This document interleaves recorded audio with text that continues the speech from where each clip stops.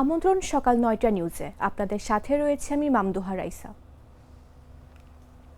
২ যুগেরও বেশি সময় পর আসন পুনরুদ্ধারে মরিয়া বিএনপি। অন্যদিকে শক্তি ও জনসমর্থনে অতীতের যে কোনো সময়কে ছাড়িয়ে যাওয়া জামায়াতের সামনে প্রথমবারের মতো আসনটি নিজেদের ঝুলিতে নেওয়ার সুযোগ। তবে দুপক্ষের প্রার্থীরই শক্তির পাশাপাশি আছে দুর্বলতাও। সব মিলিয়ে আসন্ন ত্রয়োদশ জাতীয় সংসদ নির্বাচনে কুমিল্লা ৫ আসনে জমজমাট লড়াইয়ের আভাস মিলছে।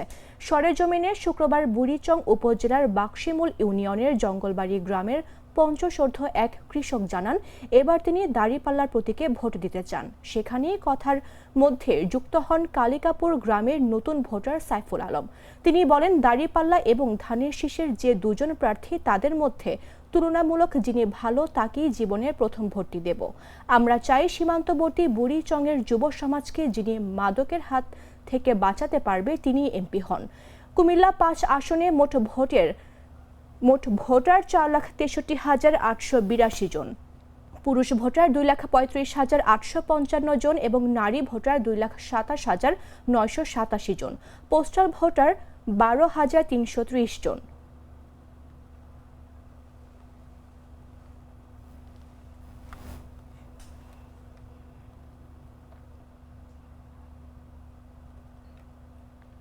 বিএনপির সিনিয়র যুগ্ম মহাসচিব অ্যাডভোকেট রুহুল কবির রিজভী বলেছেন, ১৯৯১ সালে সাদেক হোসেন খোকার কাছে শেখ হাসিনা পরাজিত হয়েছিলেন। সেই রাজনৈতিক ধারাবাহিকতায় এবারও জনগণ ইশরাক হোসেনকেই বেছে নেবে। এলাকাবাসী ও ভোটারদের উদ্দেশ্যে তিনি বলেন, ইশরাক হোসেন পুরান ঢাকার সন্তান, তিনি আপনাদেরই মানুষ, সবসময় আপনাদের সঙ্গেই থাকবেন। শুক্রবার পুরান ঢাকার ধূপখোলা মাঠে ঢাকা ৬ আসনের বিএনপির প্রার্থী ইঞ্জিনিয়ার ইশরাক হোসেনের নির্বাচনী জনসভায় প্রধান অতিথির বক্তব্যে তিনি এসব কথা বলেন। রুহুল কবির রিজভী বলেন, জীবন বাজি রেখে মহান মুক্তিযুদ্ধে অংশ নেওয়া সাহসী যোদ্ধা সাদেক হোসেন খোকার সন্তান ইশরাক হোসেন ফেসিবাদী শাসনামলে অন্যায়ভাবে আটক বিএনপি নেতাকর্মীদের পুলিশের হেফাজতে থেকে ফিরিয়ে আনতে গুরুত্বপূর্ণ ভূমিকা রেখেছেন। তার আচরণে তিনি সবসময় সহজ সরলতা ও সততা দেখিয়েছেন, কখনো চরিত্রে দ্বিচারিতা দেখাননি। এরপর ইশরাক হোসেন বলেন, এই নির্বাচনের ওপর দেশের ভবিষ্যৎ নির্ভর করছে।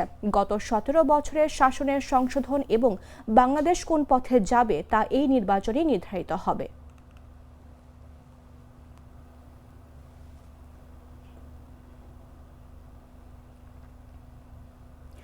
বাংলাদেশে আসন্ন ত্রয়োদশ জাতীয় সংসদ নির্বাচন পর্যবেক্ষণের ক্ষেত্রে ৩টি প্রধান বিষয়ের ওপর বিশেষ গুরুত্ব দেবে ইউরোপীয় ইউনিয়ন। শুক্রবার সন্ধ্যায় সিলেট জেলা প্রেস ক্লাবে সাংবাদিকদের সঙ্গে গোল টেবিল বৈঠকে এমনটি জানিয়েছে ইইউ নির্বাচন পর্যবেক্ষণ মিশনের প্রধান ও ইউরোপীয় পার্লামেন্টের সদস্য ইভারস আইজবস। তিনি জানান, ত্রয়োদশ জাতীয় সংসদ নির্বাচনের নিরাপত্তা, অংশগ্রহণমূলক প্রকৃতি ও লেভেল প্লেয়িং ফিল্ডের ক্ষেত্রে বিশেষ গুরুত্ব দিয়ে নির্বাচন পর্যবেক্ষণ করা হবে। এই নির্বাচনকে বাংলাদেশের ইতিহাসে ইইউ একটি গুরুত্বপূর্ণ ধাপ হিসেবে দেখছে বলেও জানিয়েছে সংস্থাটি। নির্বাচন পর্যবেক্ষণে 3টি প্রধান বিষয়ের উপর বিশেষ গুরুত্ব দেওয়া হবে উল্লেখ করে তিনি বলেন, আমাদের পর্যবেক্ষণে 3টি প্রধান বিষয়ের উপর বিশেষ গুরুত্ব দেওয়া হবে।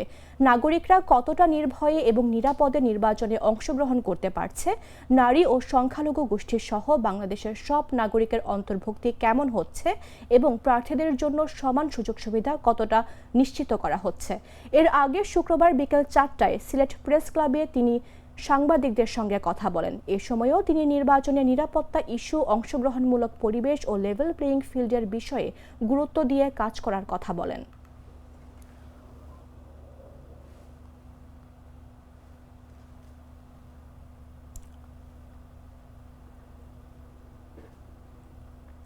রাজধানীতে শহীদ শরীফ ওসমান হাদী হত্যার বিচারের দাবিতে অবস্থান কর্মসূচিতে ইনকিলাব মঞ্চের নেতাকর্মী ও রাকসু জিয়াস সালাউদ্দিন আম্মারের ওপর পুলিশি হামলার প্রতিবাদে বিক্ষোভ মিছিল ও সমাবেশ করেছে রাজশাহী বিশ্ববিদ্যালয়ের শিক্ষার্থীরা। শুক্রবার মাগরিব নামাজের পর বিশ্ববিদ্যালয়ের কেন্দ্রীয় মসজিদের সামনে থেকে বিক্ষোভ মিছিলটি শুরু হয়। পরে মিছিলটি ক্যাম্পাসের গুরুত্বপূর্ণ সড়ক প্রদক্ষিণ করে জোহা চত্বরে গিয়ে সংক্ষিপ্ত সমাবেশের মাধ্যমে শেষ হয়। বিক্ষোভে অংশ নেওয়া শিক্ষার্থীরা হাদি হত্যার দ্রুত বিচার এবং ইনকিলাব মঞ্চের নেতাকর্মীদের ওপর পুলিশের এমন ন্যাক্কারজনক হামলার তীব্র প্রতিবাদ জানান। এ সময় ডগ আর পুলিশের দুটোই খবিশ, জুমা জাবের আম্মার জুলাইয়ের অহংকার, আমার ভাইয়ের ওপর হামলা কেন, ইন্টারিম জবাব চাই এমন স্লোগান দিতে দেখা যায়। এ সময় রাকসুর সহকারী ক্রীড়া সম্পাদক আবু সাইদ মোহাম্মদ নুন বলেন, এক শুক্রবারে সন্ত্রাসীরা আমার ভাই শহীদ উসমান হাদিকে গুলি করে হত্যা করেছিল। ঠিক একই শুক্রবার আজ একটি ইন্টারিম সরকার থাকা সত্ত্বেও আমাদের আন্দোলনরত ভাইদের ওপর মর্মান্তিক হামলা চালানো হয়েছে। আমরা এর তীব্র নিন্দা জানাই।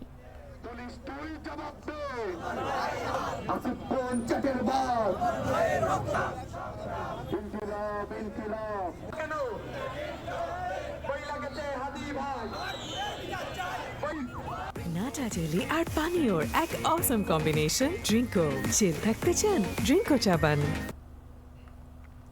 বিএনপির সহযোগিতা ছাড়া জামাত ইসলামী কোথাও এমপি হয়নি বলে মন্তব্য করেছেন গণ অধিকার পরিষদের সভাপতি ও ডাকসুর সাবেক ভিপি নুরুল হক নূর। তিনি পটুয়াখালী ৩ আসনে বিএনপি সমর্থিত প্রার্থী।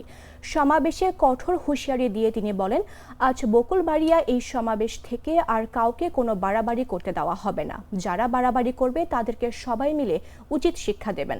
শুক্রবার পটুয়াখালীর বকুলবাড়িয়া পাতাবনিয়া হাই স্কুল মাঠে নির্বাচনী জনসভায় এ কথা বলেন নূর। জামাত ইসলামী বিএনপি সহযোগিতা ছাড়াও কোনো জায়গায় এমপি হয় না। যদিও জামাত একটা জোট করছে, চরমনে একটা জোট করছে, তাদের প্রতি আমার শুভকামনা, তাদের জন্য দোয়া। এই গণসভা 10 মিনিট জামাত ইসলামী এবং চরমনায় ভাই বোনদেরকে আমি অনুরোধ করব, আহ্বান জানাবো, 299 আসনে জামাত এবং চরমনায় নির্বাচন করুক। এলাকার স্বার্থে এলাকাকে এগিয়ে নিতে আমি এইখানে আপনাদের সন্তান হিসেবে আজকে যে আপনারা নির্বাচন করছেন, এই নির্বাচনের পরিবেশ তৈরিতে আমাদের অবদান আছে। তাই এই পটুয়াখালীর দিনে আমি আপনাদের সহযোগিতা চাই, আমি আপনাদের দোয়া চাই এবং আমি অঙ্গীকার করছি, আমি 12 তারিখ নির্বাচিত হলে আমি এখানে দল মত নির্বিশেষে সকলকে নিয়ে কাজ করব। বিএনপির ভাইস চেয়ারম্যান ও ফেনী ৩ আসনের প্রার্থী আব্দুল আওয়াল মিন্টু বলেছেন, আমাদের ধর্ম ভিন্ন হলেও আমরা জাতিসত্তা এক। আমরা বাঙালি, আমরা বাংলাদেশি, এটাই আমাদের বড় পরিচয়। ধর্মের কোনো ভেদাভেদ না করে সবাই এদেশ বিনির্মাণে এক হয়ে কাজ করব। সাম্প্রদায়িক সম্প্রীতির বাংলাদেশ গড়ে তুলব। তিনি বলেন, বিএনপি সবসময় সাম্প্রদায়িক সম্প্রীতির পক্ষে কাজ করে এসেছে, আগামীতেও করে যাবে। আমরা হিন্দু, মুসলিম, বৌদ্ধ, খ্রিস্টান সবাইকে নিয়ে আগামীর বাংলাদেশ গড়ে তুলব। শুক্রবার বিকেলে ফেনীর দাগনভূঞা উপজেলার পূর্ব চন্দ্রপুর ইউনিয়নের হিন্দু ধর্মাবলম্বীদের মহোৎসবের অনুষ্ঠানে যোগ দিয়ে তিনি এসব কথা বলেন।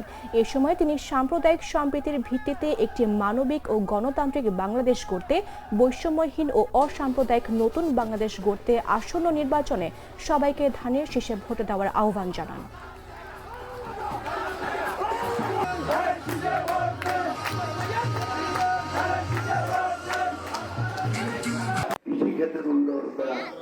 এই সবকিছু আমি আপনাদের সাথে একত্রে মিলেমিশে আমি করতে পারবো বলে আমার দৃঢ় বিশ্বাস।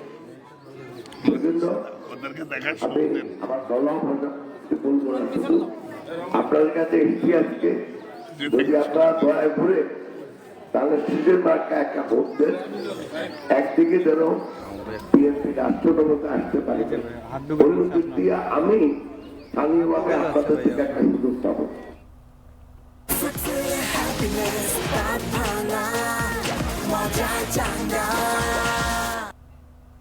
জানাবো আন্তর্জাতিক সংবাদ।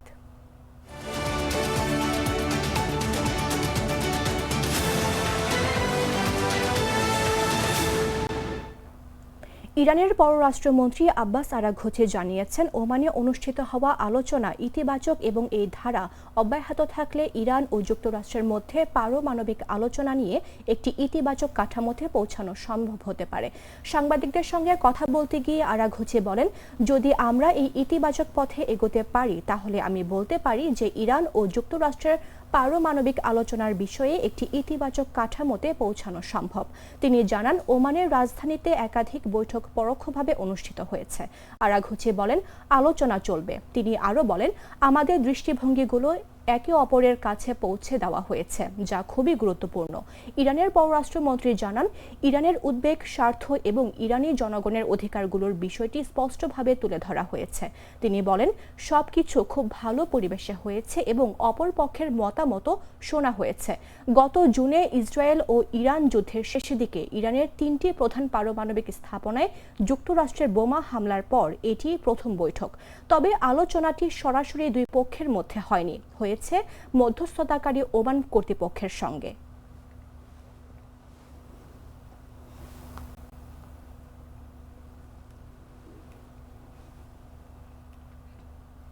সংবাদ শেষ করব খেলার খবর জানিয়ে।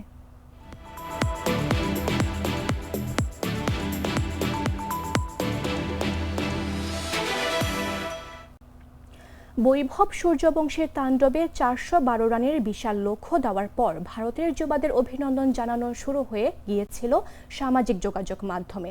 শেষ পর্যন্ত বিফলে যায়নি সেই অভিনন্দন। 100 রানের ব্যবধানের ইংল্যান্ডের যুবাদের হারিয়ে ষষ্ঠবারের মতো অনূর্ধ্ব-19 বিশ্বকাপের শিরোপা ঘরে তুলেছে ভারত। শুক্রবার হারারের স্পোর্টস গ্রাউন্ডে টস জিতে ব্যাটিং করার সিদ্ধান্ত নেয় ভারতের অধিনায়ক আয়ুষ মাহাত্রে।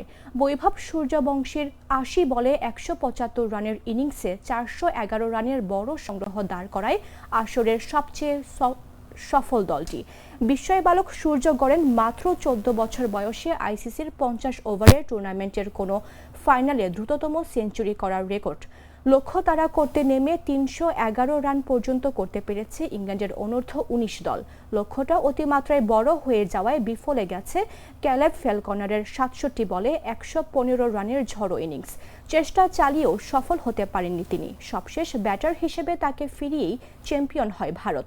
66 ও 45 মাঝারি মানের ইনিংস খেলেন বেন ডকিন্স ও বেন মায়েস। অধিনায়ক থমাস রেও 31 ও 28 রান আসে জেমস মিন্টোর ব্যাট থেকে। ভারতের হয়ে সর্বোচ্চ 3 উইকেট শিকার করেছে অ্যাম্ব্রিশ। 2টি করে পেয়েছেন দীপেশ ও কনিংস, সমান 1টি করে খিলান ও আয়ুষ।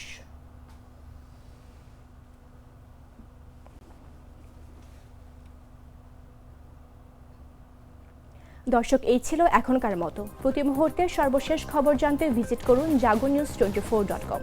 ফলো করুন আমাদের ভেরিফাইড ফেসবুক পেজ এবং সাবস্ক্রাইব করুন জাগো নিউজের ইউটিউব চ্যানেল। ধন্যবাদ সবাইকে।